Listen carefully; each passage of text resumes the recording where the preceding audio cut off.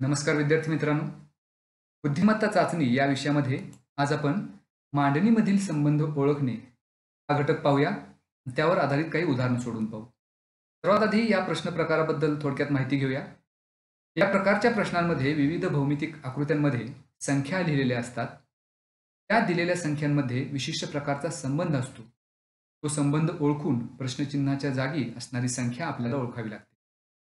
या संख्यांमध्ये आपल्याला बेरीज, वजाबाकी, गुणाकार, भागाकार किंवा वर्ग, वर्गमूळ, घन, घनमूळ यासारख्या क्रियांनुसार संबंध असतो. त्यामुळं वर्ग आणि घन हे आपल्याला पाठ असले पाहिजेत. त्याचा उपयोग आपल्याला अशा प्रकारची उदाहरणं सोडवताना होत असतो. यावर आधारित एक उदाहरण आपण पाहूया. प्रश्न असा असेल, पुढील उदाहरणांमध्ये योग्य संबंध शोधून प्रश्नचिन्हाच्या जागी असणारे पद शोधा. यासाठी अशा पद्धतीच्या संख्या आपल्याला भौमितिक आकृत्यांमध्ये दाखवलेल्या असतात. पहिल्या आकृतीमध्ये 64, 8, 16, 32 या संख्या दिल्यात आणि त्याच्यामध्ये 60 दिलेले. या सर्व संख्यांच्या मध्ये आणि या 60 मध्ये एक विशिष्ट प्रकारचा संबंध असतो, जो आपल्याला शोधावा लागतो. आणि तो संबंध दुसऱ्या आकृतीमध्ये आहे का ते आपल्याला पाहावं लागतं. आणि त्यानंतर ह्या तिसऱ्या आकृतीमध्ये जर आपण पाहिलं तर आपल्याला इथं प्रश्नचिन्ह दिलेले आहे. तर तो संबंध जर आपण पहिल्या दोन आकृत्यांच्या मध्ये शोधून काढला तर त्यावरून तिसऱ्या आकृतीमध्ये प्रश्नचिन्हाच्या ठिकाणी कोणती आकृती येईल हे आपण शोधू शकतो. मग याच्यासाठी कदाचित या सर्व संख्यांमध्ये सर्व संख्यांची बेरीज किंवा वजाबाकी, गुणाकार, भागाकार हे सर्व पर्याय आपल्याला चेक करून पाहावे लागतील. काही वेळेला समोरासमोरील संख्या त्यांच्यामधील संबंध असू शकतो किंवा त्यांचे वर्ग, त्यांचे घन किंवा वर्गमूळ, घनमूळ यांचाही संबंध असावा लागतो. हे सर्व पर्याय आपल्याला तपासून पाहावे लागतात. ह्या उदाहरणाचा जर आपण विचार केला तर आपल्याला असं लक्षात येईल की 64, 8, 16, 32 या सर्व संख्यांची जर आपण बेरीज केली, 64 अधिक 8 अधिक 16 अधिक 32 या सर्वांची जर आपण बेरीज केली तर आपल्याला असं लक्षात येईल की या सर्वांची बेरीज आपल्याला मिळते 120. मग आपल्याला संबंध शोधायचा तो 120 आणि मधली जी संख्या आहे 60 यांच्यामध्ये. तर आपल्याला असं लक्षात येईल की 120 ला जर आपण 2 न भागलं तर आपल्याला संख्या मिळते 60, जी या वर्तुळामध्ये लिहिलेली आहे. मग हा जो संबंध या बाहेरच्या सर्व संख्या आणि आतमधल्या संख्येमध्ये आहे तोच दुसऱ्या आकृतीमध्ये आहे का ते आपल्याला चेक करावं लागेल. दुसऱ्या आकृतीसाठी जर बाहेरील सर्व संख्यांची आपण बेरीज केली तर आपल्याला मिळेल 45 अधिक 5 अधिक 10 अधिक 20. मग 45 अधिक 5 म्हणजे 50, 50 अधिक 30 उत्तर मिळेल आपल्याला 80. या 80 ला जर आपण 2 न भागलं तर आपल्याला मिळतील 40 आणि ही 40 संख्या वर्तुळामध्ये आपल्याला दिलेली आहे. याचा अर्थ जो संबंध पहिल्या आकृतीमधील संख्यांमध्ये आहे तोच दुसऱ्या आकृतीमधील संख्यांच्या मध्ये आहे. तोच संबंध वापरून आपल्याला तिसऱ्या आकृतीमध्ये प्रश्नचिन्हाच्या ठिकाणी येणारी संख्या शोधायची आहे. त्यासाठी या सर्व संख्यांची आपल्याला बेरीज करावी लागेल. म्हणजेच 27 अधिक 18 अधिक 36 अधिक 9. 27 अधिक 18 म्हणजेच 45, 36 अधिक 9 म्हणजे सुद्धा 45 आणि 45 अधिक 45 तर मिळेल 90. जर 90 ला आपण 2 न भागलं तर 90 ची निमपट म्हणजेच 45 मिळेल. म्हणून इथं पर्याय क्रमांक 4 हे आपलं उत्तर असेल. तर अशा पद्धतीनं पहिल्या दोन आकृतींच्या मध्ये जो संबंध आहे त्याचा उपयोग करून आपण तिसऱ्या आकृतीमध्ये प्रश्नचिन्हाच्या ठिकाणी असणारी संख्या शोधली. आणखी एक उदाहरण आपण पाहूया. प्रश्न तोच आहे. सुद्धा 3 आकृती आपल्याला दिलेल्या आहेत. त्यापैकी पहिल्या आकृतीमध्ये 3 आकृत्यांमधील पुन्हा आपल्याला संख्यांमधील संबंध शोधायचा आहे. त्यासाठी पर्याय सुद्धा दिलेले आहेत 4. त्यापैकी योग्य पर्याय आपल्याला निवडायचा आहे. त्यामध्ये पहिल्या आकृतीमध्ये बाहेरील संख्यांच्या मध्ये आणि वर्तुळामध्ये दिलेल्या संख्येमध्ये आपल्याला संबंध शोधायचा आहे. त्यावरून तिसऱ्या आकृतीमध्ये प्रश्नचिन्हाच्या ठिकाणी कोणती संख्या मिळेल ते शोधायचं आहे. त्यासाठी 4 पर्याय दिलेले आहेत.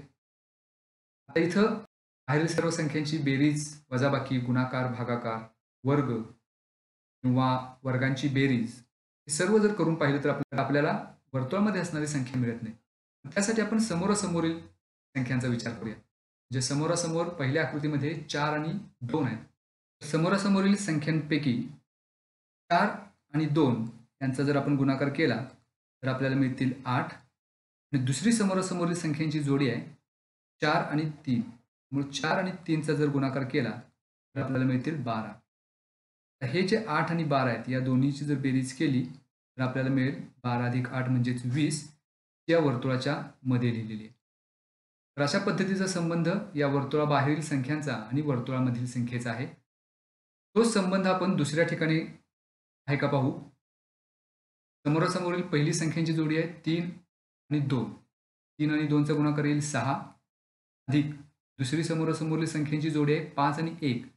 5 गुणिले 1 म्हणजेच 5 आणि 6 आणि 5 बरोबर 11. ही संख्या आपल्याला 11 बरोबर मध्ये मिळालेली आहे. तर तोच संबंध आहे. या दोन आकृत्यांमध्ये असणाऱ्या संबंधाचा उपयोग करून आपण तिसऱ्या आकृतीमध्ये प्रश्नचिन्हाच्या ठिकाणी असणारी संख्या शोधू शकतो. त्याच्यासाठी समोरासमोरील संख्यांची पहिली जोडी आहे 2 आणि 1. मग 2 आणि 1चा गुणाकार येईल 2 अधिक दुसरी समोरासमोरील संख्यांची जोडी आहे 7 आणि 3 आणि 7 गुणिले 3 म्हणजेच 21 आणि 21 अधिक 2 तर मिळेल आपल्याला 23. म्हणून या 4 पर्यायापैकी दुसरा पर्याय 23 दिलाय म्हणून या प्रश्नाचं उत्तर येईल 23. आणखी एक प्रश्न याच पद्धतीचा आपण पाहू. या प्रकारच्या प्रश्नामध्ये थोडंसं आपण जर निरीक्षण केलं तरी सुद्धा आपल्याला कोणत्या पद्धतीने ते उदाहरण सोडवायचं याची युक्ती मिळू शकते. त्या वर्तुळाच्या बाहेरच्या ज्या सर्व संख्या आहेत त्यांचं जर आपण निरीक्षण केलं तर आपल्याला असं लक्षात येईल की त्या सर्व पूर्ण घन संख्या आहेत. म्हणजे 125 5चा घन आहे, 8 2चा घन आहे. अशा पद्धतीने ह्या सर्व संख्या घन आहेत. मग त्या घन संख्या जर त्यांचं आपण घनमूळ घेतलं आणि त्या घनमुळाचा आणि वर्तुळामधल्या संख्येचा जर आपण संबंध शोधायचा प्रयत्न केला तर आपल्याला याचं उत्तर मिळू शकतं. मग या वर्तुळाच्या बाहेर असणाऱ्या सर्व संख्यांचं घनमूळ आपण जर घेतलं आणि त्या घनमुळांचा आणि वर्तुळामध्ये असणाऱ्या संख्येचा जर आपण संबंध शोधायचा प्रयत्न केला तर हे उदाहरण सोडवण्यासाठी युक्ती आपल्याला मिळू शकते. मग इथं वर्तुळाच्या बाहेर पहिली संख्या आहे 8. जर 8चं घनमूळ आपण घेतलं ते मिळेल आपल्याला 2. त्यानंतर 64चं घनमूळ आपल्याला मिळेल 4. त्यानंतर 27 ही संख्या आहे त्याचं घनमूळ मिळेल 3 आणि 125चं घनमूळ मिळेल 5. तर ह्या सर्व संख्या ज्या आपल्याला मिळाल्या 2 4 3 आणि 5 या सर्व संख्या आणि 14 याच्यामध्ये काय आपल्याला संबंध दिसतो. या सगळ्यांची आपण बेरीज केली 2 अधिक 4 6 मिळेल. 6 अधिक 3 9 आणि 9 अधिक 5 बरोबर 14. म्हणजे या सर्व संख्यांची बेरीज आपल्याला मिळेल 14. म्हणजेच वर्तुळामध्ये जी संख्या 14 आपल्याला लिहिलेली आहे ती या सर्व संख्यांच्या बेरजेवरून मिळणार.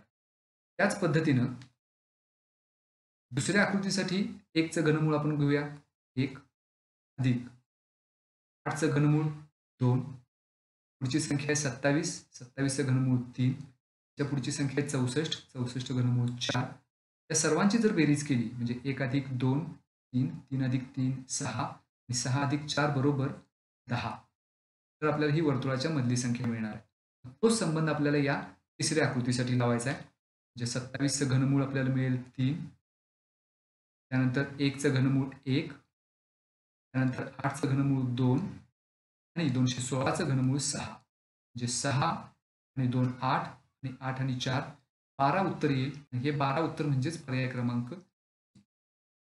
अशा पद्धतीनं काही वेळेला घनमूळ किंवा वर्गमूळाचा संबंध शोधून सुद्धा आपण उत्तर काढू शकतो. आणखी एक उदाहरण घेऊया या पद्धतीनं. काही वेळेला वर्तुळाच्या ऐवजी त्रिकोण ही सुद्धा भौमितिक आकृती वापरली जाऊ शकते. तर ह्या आकृतीमध्ये त्रिकोणाच्या बाहेर 3 संख्या आहेत आणि त्रिकोणाच्या आतमध्ये 1 संख्या आहे. यावरून प्रश्नचिन्हाच्या ठिकाणी असणारी आकृती आपल्याला शोधायची आहे. जर आपण त्रिकोणाच्या बाहेरील संख्यांचा गुणाकार केला तर आपल्याला असं लक्षात येईल की 2 गुणिले 7 गुणिले 3 म्हणजेच 7 14 आणि 14 त्रिकम 42. 42 ही संख्या मिळेल जी त्रिकोणामध्ये आपण लिहिलेली आहे. तो संबंध दुसऱ्या आकृतीमध्ये आहे का पाहूया. म्हणजेच 2 गुणिले 3 गुणिले 8 या 3 संख्या दुसऱ्या आकृतीमध्ये त्रिकोणाच्या बाहेर आहेत. मग 2 त्रिक 6 आणि 6 48 हा गुणाकार आपल्याला मिळेल जो त्रिकोणाच्या आतमध्ये. मग हा संबंध लावून आपण तिसऱ्या आकृतीमध्ये प्रश्नचिन्हाच्या ठिकाणी संख्या शोधू शकतो. तिसऱ्या आकृतीमध्ये त्रिकोणाच्या बाहेर संख्या आहेत 9 2 आणि 4 म्हणून या सर्वांचा गुणाकार करूया. 9 2 18 आणि 18 चौक 72. ह्या 4 पर्यायापैकी 72 हा दुसरा पर्याय आहे, म्हणून या प्रश्नाचं उत्तर आपल्याला मिळेल पर्याय क्रमांक 2 72. आणखी एक उदाहरण याच पद्धतीने आपण सोडवू. इथं सुद्धा त्रिकोण ही भौमितिक आकृती वापरलेली आहे. पहिल्या आकृतीमध्ये त्या बाहेरच्या सर्व संख्या आहेत. यांची आपण जर बेरीज केली म्हणजेच 12 अधिक 14 अधिक 16, तर ही बेरीज आपल्याला मिळेल 12 अधिक 14 अधिक 16 म्हणजेच 42. तर 42 आणि 14 जी संख्या त्रिकोणाच्या आतमध्ये लिहिलेली आहे त्याच्यामध्ये काय संबंध आपल्याला दिसतोय का? तर आपल्याला असं लक्षात येईल की 42 ला जर आपण 3 न भागलं तर 14 मिळेल. म्हणजेच 42 भागिले 3 हे उत्तर आपल्याला मिळणार आहे 14. हा संबंध दुसऱ्या आकृतीमध्ये आहे का आपण पाहूया. जे त्रिकोणाच्या बाहेरील सर्व संख्या यांची बेरीज पहिल्यांदा करूया. 9 अधिक 4 अधिक 17. 9 अधिक 4 13 आणि 13 अधिक 17 म्हणजेच 30. या 30 संख्येला जर आपण 3 न भागलं तर आपल्याला मिळतात 10, जी संख्या आपण त्रिकोणामध्ये लिहिली. म्हणजे त्याच संबंधानुसार त्रिकोणामधली दुसरी संख्या आपल्याला मिळालेली आहे. मग आता हाच संबंध वापरून आपण तिसऱ्या संख्येमध्ये प्रश्नचिन्हाच्या ठिकाणी असणारी संख्या शोधू शकतो. पहिली संख्या आहे 15, त्यानंतर दुसरी संख्या आहे 5 अधिक 19. 15 अधिक 5 म्हणजेच 20 आणि 20 अधिक 19 म्हणजेच 39. जर आपण 39 ला 3 न भागलं तर मिळतात 13. म्हणून 39 ला जर आपण 3 न भागलं तर उत्तर मिळेल आपल्याला 13. म्हणून या प्रश्नचिन्हाच्या ठिकाणी संख्या मिळेल 13, जो दिलेल्या पर्यायामध्ये पर्याय क्रमांक 3 आहे. म्हणून या दिलेल्या प्रश्नाचं उत्तर असेल पर्याय क्रमांक 3 13. तर अशा पद्धतीनं मांडून दिलेल्या संख्यांच्या मध्ये सहसंबंध शोधून आपण प्रश्नचिन्हाच्या ठिकाणी असणारी संख्या शोधू शकतो. या व्हिडिओमध्ये ठराविकच उदाहरणं आपण घेतलेली होती. त्यासाठी जास्तीत जास्त सराव आवश्यक आहे. त्यामुळं अशा पद्धतीची जास्तीत जास्त उदाहरणं आपण सोडवा आणि त्याचा सराव करा. धन्यवाद.